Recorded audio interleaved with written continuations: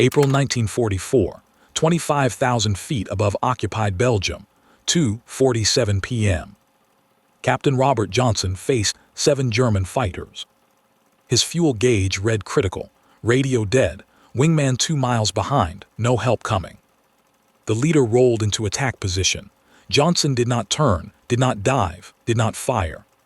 He waited. Everyone said waiting meant dying. Fighter doctrine was clear. Engage immediately, maneuver aggressively, never give enemy first shot. Air Force tacticians said hesitation in combat was fatal. React within 3 seconds or die. They were wrong. Johnson had something the Germans didn't: pattern recognition. 87 missions, 412 hours combat time.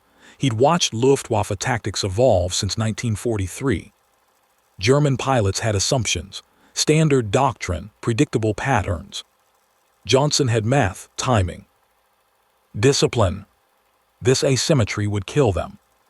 Before Johnson's method, American fighters reacted to threats, aggressive maneuvering, high fuel consumption, loss rates climbing weekly.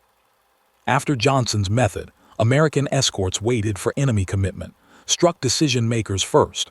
Formation collapsed. Loss rates dropped 40% in unit using his tactics. Fighter doctrine changed permanently. How did one Oklahoma mechanic's son turn patience into the deadliest weapon over Europe? The answer lived in his notebook: 200 pages of sketches, geometry diagrams, enemy maneuver patterns traced from 87 missions. No instinct, no luck. Just observation converted to prediction. German pilots expected American aggression, standard doctrine since 1942. Every encounter reinforced pattern. Americans turned hard, burned fuel, chased targets. They had no idea Johnson had been counting their decisions for 18 months. What happened in the next 4 minutes would be studied in fighter schools for 60 years. But first, Johnson had to let 7 German fighters believe they'd trapped him. Spring 1944. European Air War entering brutal mathematics. 8th Air Force striking deep into Reich. B-17 formations carving contrails over Germany every morning. Synthetic oil plants, ball-bearing factories, aircraft production centers. Price was staggering. March 1944, 327 heavy bombers lost, 3,270 aircrew KIA or POW. April losses trending worse. P-51 Mustangs gave American fighters range to escort deep penetrations. 1,650 miles with drop tanks, could reach Berlin and return. But distance brought new problems. Fuel management became life or death. Navigation errors became fatal. German tactics evolved faster than American responses. Luftwaffe learned to watch, study escort patterns, let bombers pass. Then strike stragglers, damaged aircraft, anyone who wandered from formation discipline. Efficient, ruthless, effective. 4th Fighter Group operated from RAF in Essex, former Royal Air Force Station, smelled of damp concrete and aviation petrol. Ground crews worked nights patching bullet holes. Intelligence officers tracked loss rates climbing week after week. Pilots wrote letters hoping they'd never be mailed. Statistics were clear. 1 in 4 fighter pilots wouldn't finish tour. 1 in 10 wouldn't return from today's mission. Standard fighter doctrine, aggressive engagement. Made sense. P-51 could outturn 190 in most situations. Outclimb 109 above 20,000 feet. Superior firepower. 6.50 caliber M2 Brownings versus 220 cannons plus 2 machine guns. American doctrine. Spot enemy close to 300 yards, open fire, break, re-engage. Problem: fuel consumption. Hard maneuvering burned fuel at 3x cruise rate. Dogfight lasting 10 minutes could consume 60 gallons. Drop tanks jettisoned on first contact. Internal fuel, 269 gallons. Math was brutal. Fight for 10 minutes over Germany, might not reach England. Fight for 15 minutes, definitely wouldn't reach England. Previous attempts to conserve fuel while maintaining effectiveness. Attempt 1, reduce maneuvering intensity. Result: 17 fighters lost in 1 week.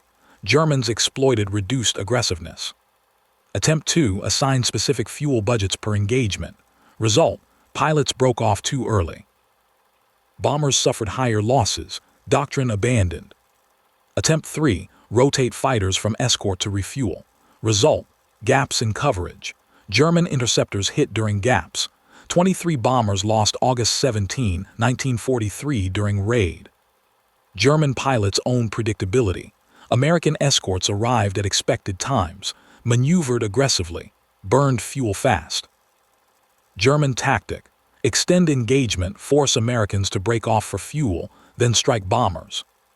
March 1944 report from WWII Fighter Command.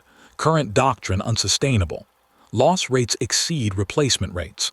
Recommend immediate tactical review. But no solutions offered. Just problems catalogued. Among 4th Fighter Group pilots was Man Squadron learned not to underestimate. Captain Robert Johnson spoke little at briefings, did not boast in officers' mess, listened, calculated, studied. When other pilots gathered to relive dogfights, Johnson reviewed gun camera footage in silence. Frame by frame, deflection angles, closure rates.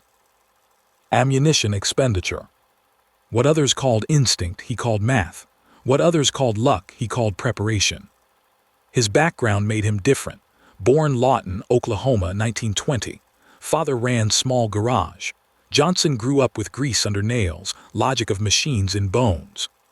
Engines made sense. Carburetors, timing chains, valve clearances all followed rules. If something broke, you found cause. If something failed, you learned why. Flight training revealed something instructors rarely saw. Johnson wasn't smoothest pilot, not fastest learner, but precision was unsettling. He flew by numbers, calculated fuel burns in head, could estimate altitude loss in turn within 50 feet. One instructor noted in file, Johnson flies like engineer pretending to be pilot, not compliment. But accurate. By early 1943, Johnson reached England with unusual reputation. Methodical, cold, precise. He studied after-action reports, interviewed returning pilots about German tactics, sketched engagement geometries in notebook carried everywhere. His first kills came summer 1943. Clean, efficient, no wasted ammunition, maneuvered into position, fired short bursts, confirmed result. Then disengaged, returned to escort duty. By end of year, his tally had grown, so had understanding of enemy. He learned to recognize Luftwaffe unit markings from silhouette alone, memorized performance envelopes of 190 and 109, calculated turning radii, climb rates, fuel limitations. Studied them like chess player studies openings, not to admire, to defeat. But Johnson learned something most pilots never would. Value of appearing vulnerable, looking weak when you weren't, letting enemy believe they held advantage until moment you proved otherwise. Required patience, absolute confidence in calculations. April 1944 mission would test that patience beyond anything he'd faced. Mission brief was routine. Escort B-17s to synthetic oil plant outside Leipzig, provide top cover through penetration, defend against interceptors during bomb run, shepherd wounded back toward channel. Johnson's flight launched dawn, 4 Mustangs, full internal fuel plus underwing drop tanks, weather, broken cloud, visibility good. They climbed through cumulus, formed up over English coast. Below, gray North Sea spread like hammered tin. Ahead, continent waited. German radar already tracking incoming stream. Bomber formation droned eastward at 22,000 feet. Johnson's flight held station 3,000 feet above. Sky bright and cold. Contrails stretched behind like chalk lines. Hour into enemy airspace, first attacks came. 190s diving from high sun. Johnson's element broke to engage. Gunfire stitched sky. One German fighter spun away trailing smoke. Another broke off, dove for deck. Johnson did not follow. His job: protect bombers, reset position, scanned horizon. Number 3 called second wave. 109s climbing from below. Johnson recognized tactic. Multi-axis attack. Pin escorts high while second group hit bombers low. Standard Luftwaffe doctrine since late 1943. His flight engaged climbing. One went down, two more broke away. Then problem. Engine temperature gauge climbed into red, coolant leak, glycol streaming from radiator, temperature 110 C and rising. He throttled back, reduced power to prevent seizure. Speed dropped from 380 to 310. Falling behind formation. Checked fuel. Drop tanks empty, jettisoned earlier. Internal fuel, 140 gallons remaining. Maybe 45 minutes at cruise power, less at combat power. Radioed flight lead. Engine trouble, returning to base. Flight lead acknowledged, wished him luck. Johnson turned west, alone now. That's when he saw them. 7 109s, 3,000 feet above, 2 miles north, tight formation. They'd seen him too. Banking toward intercept. Standard doctrine, dive for deck. Use P-51 speed advantage, outrun pursuers. But Johnson's engine was damaged. Full power might seize it completely, and diving burned fuel faster. Math didn't work. If he ran, they'd catch him. If he fought, fuel wouldn't last. He watched them approach, counted seconds, measured closure rate. 180 closure, distance 2 miles. Time to contact 40 seconds. His mind processed geometry. 7 fighters in formation, leader slightly ahead. 2 ship elements stepped up behind. Classic formation. He'd seen this pattern 50 times, knew how they'd attack. Leader would commit first. Diving attack from 11 o'clock high, force defender into turn. Once defender committed, elements would bracket from sides. Standard predictable. Lethal if you reacted predictably. Johnson had spent 18 months studying German decision patterns. Learned something crucial. Luftwaffe pilots followed doctrine rigidly. Leader committed, formation followed. Kill leader at moment of commitment, formation lost cohesion. Problem: getting leader to commit while conserving fuel and managing damaged engine. Solution: appear more vulnerable than he was. Make them believe easy kill. Let them commit fully. Then strike leader before formation could react. Required perfect timing, perfect calculation, zero margin for error. The Germans closed, 1 mile now. 30 seconds. Johnson did nothing, held altitude, held course, flew straight and level. Every instinct screamed, maneuver, turn, dive, do something. He waited. Germans approached, 4,000 feet, 3,000 feet, 2,000 feet. Lead 109 nose down 5 degrees. Attack run beginning. Others started committing. 2 broke right, 2 broke left. Gaggle spreading into attack geometry. Leader committed deepest, full attack dive now, closing fast. Johnson counted seconds, 3, 4, 5. At 6 seconds he moved. Rolled inverted, pulled hard, not toward closest enemy, toward leader.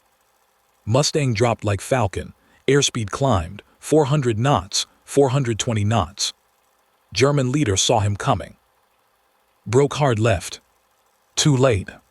Johnson hadn't been reacting. He'd been anticipating. Predicted exact moment, exact angle. Fired 2-second burst. .50 caliber rounds walked across 109's fuselage. Pieces flew. Canopy shattered. Fighter snapped into spin, fell away. Johnson didn't watch. Already reversing. 2 Germans who'd broken right were climbing back, trying to re-engage. But Johnson had calculated their fuel state too. They'd flown out to intercept, maneuvered, wouldn't chase diving target all way to deck. He proved it by diving another 1,000 feet. 2 hesitated, leveled off. Chose survival over revenge.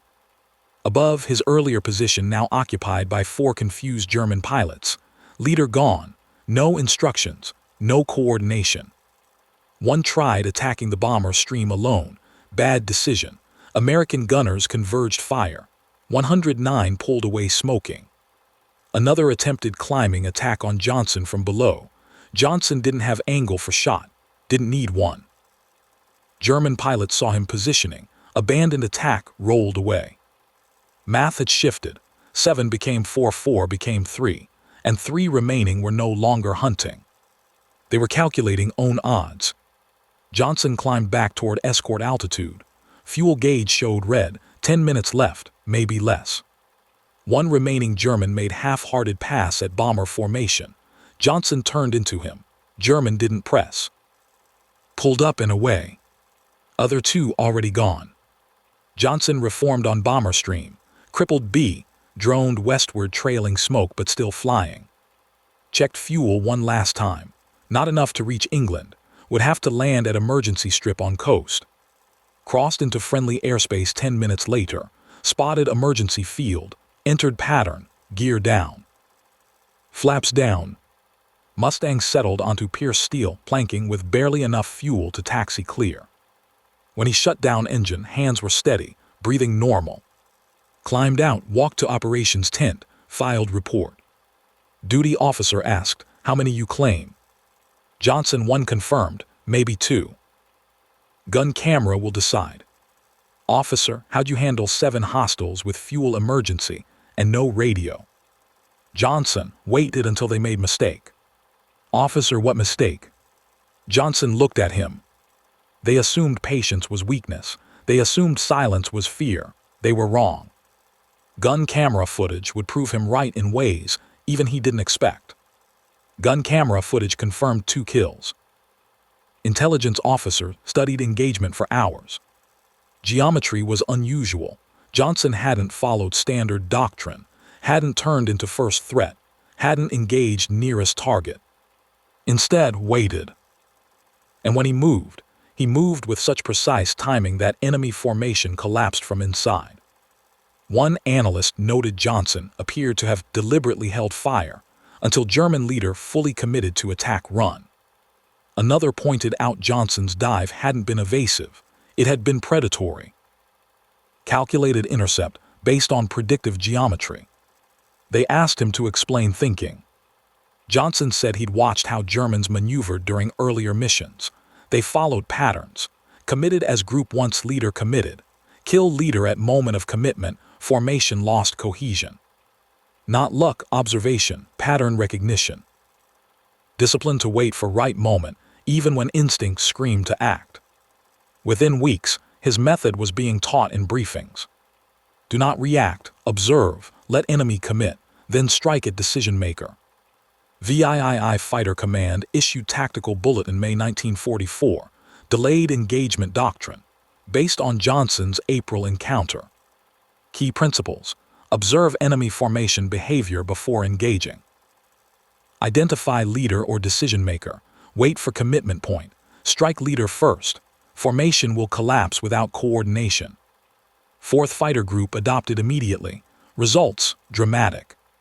June 1944 losses, 9 fighters. Previous month using aggressive doctrine, 23 fighters. 356th Fighter Group, implemented July 1944. Loss rate dropped 35% first month. By August 1944, every P-51 group in 8th Air Force using variations of Johnson's patience doctrine. Cumulative results devastating for Luftwaffe. July 1944, German fighters lost 472 aircraft over Western Europe. American fighters lost 87. August 1944, German losses 691 aircraft. American losses 104. Exchange ratio shifted from 2-1 American favor to 6-1 American favor in 3 months. What made difference? American pilots stopped reacting predictably, started waiting for German commitment, struck decision makers, German formations collapsed. By September 1944, Luftwaffe commanders noted problem in intelligence reports. American fighter tactics have evolved.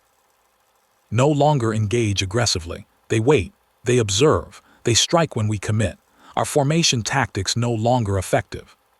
Too late to develop counter-tactics. American numerical superiority already overwhelming. New doctrine just accelerated inevitable. Johnson's kill tally climbed. By tour end, 27 confirmed aerial victories. One of top American aces, European theater. But numbers never mattered to him way they mattered to others. What mattered? Fewer bombers lost. Fewer crews died because someone learned to think instead of react. Post-war analysis revealed Johnson's innovation changed fighter doctrine permanently. His average ammunition expenditure per kill, half that of other aces. Fuel management, textbook. Loss rate among pilots flying in his formations, measurably lower than average. He hadn't flown harder, he'd flown smarter. Modern air combat still uses principle Johnson mastered. F-22 pilots train in delayed engagement scenarios. Wait for adversary to commit. Identify decision node. Strike before formation can react.